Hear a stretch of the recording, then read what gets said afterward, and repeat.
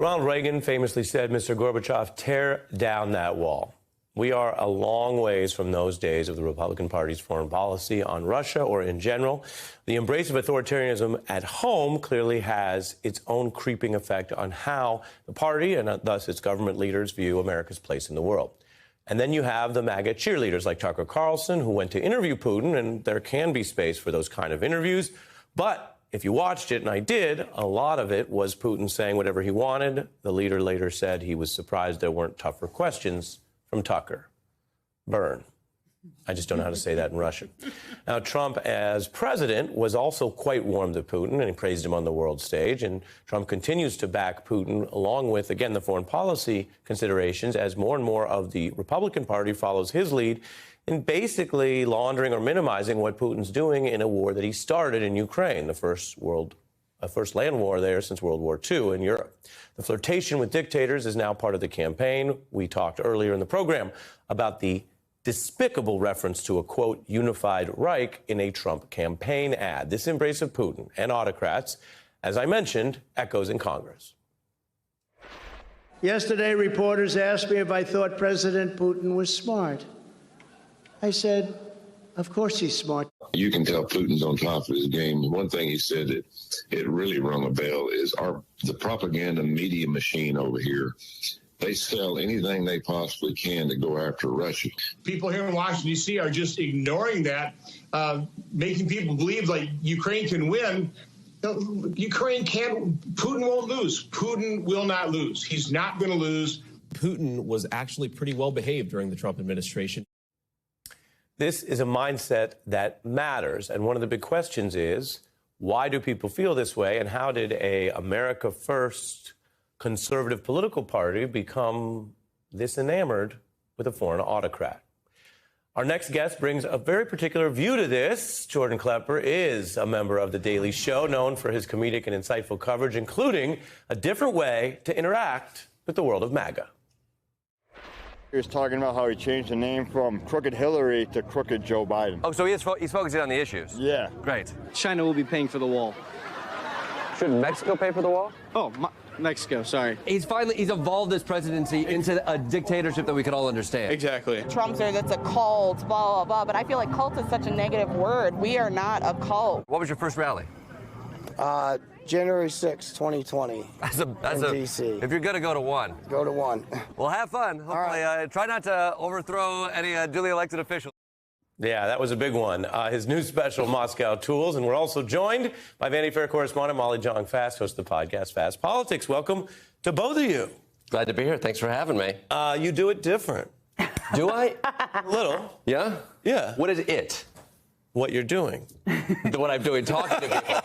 I talk to people differently, sure. I follow up. I look for the hypocrisies and the ironies. And let's start here. We'll get serious. But let's start with what you're doing. Are you looking for jokes first and the insight or the commentary comes after, or are you really trying to make a point? Well, I think, Daily Show, we look for BS. And we are a comedy show. We wear a bias on our sleeves. You know who we are when we walk out there. So we are looking for humor. And I think we want to make that always very clear. When we walk in that field, we find humor in hypocrisy, hyperbole. And I think, and honestly, what is interesting about it is what becomes revelatory is the things that people would perhaps tell their friends and not tell a regular news media person. And so I think what I prep back in the studio is jokes, ways to contextualize it. But what we really kind of figure out a blueprint for is like, what are the hypocrisies and the questions people haven't followed up with a lot of these people. Yeah. From that, let's try to find some humor in it. Yeah, that makes sense. And again, we've seen this style with, of course, The Daily Show, as I mentioned, sort of the Stuart Disciple. We've seen some other political documentarians do it. Sacha Baron Cohen does his sort of gonzo version of it. Mm-hmm. You can go all the way back to Hunter S. Thompson if you want. Here's a little bit of you with some of these MAGA folks in Moscow Tools. Let's take a look. I would like to see America be more in that, like Russia. You see the streets in Russia, people are walking around, they all seem to be happy. Who's a better leader, Vladimir Putin or Joe Biden? Putin. He's well-mannered, he speaks well. Putin is well-mannered, right? Absolutely. He knows where the fork goes, where the knife goes, which window the journalist goes out of. Ha-ha, unless, you're the murder journalist. Exactly. So when you look at Putin, I don't think it's an insult. I'll say this about Americans in general. We have much less awareness of a lot of other countries than in other parts of the world where you go and people, it's a survival skill to know about neighboring countries, right? I don't think most Americans can name 20 world leaders, and yet Putin, you can. Sure. His infamy that has turned to a type of fame that you document there, what are you finding when you talk to MAGA voters about that? Is that coming down from Trump? Does it have to do with the rejection of American democracy? What are you hearing? I'm seeing a couple different things. One, we ran into a woman out on the road who talked about how much she used to watch Putin videos of him riding horses shirtless, as if those were cat videos. She found that fun and appealing to her. That, for her, that comes from Trump saying that he's a strong man.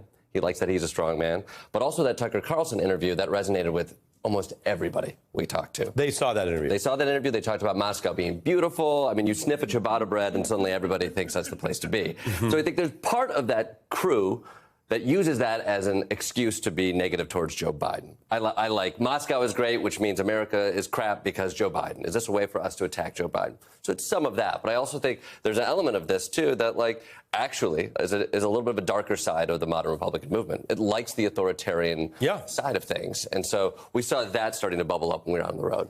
Do you ever have moments where people hear what they're saying and go, oh? No, that's just a liberal fantasy that happens here. Oh, yes, that confronted with the truth. Oh, you're so smart. They never have a moment where they go like, wait a second. I think a lot of times people, we are so insulated. Right. They are surprised by being pushed to really think through how they arrived at this decision. That, to me, is what is most revelatory about some of these pieces. But rarely are they challenged to actually rethink why they think that. Yeah. They will chalk that up, and they've been given the blueprint to, if they feel embarrassed or small on a media program, that's the media's fault. That's not their own problems getting there.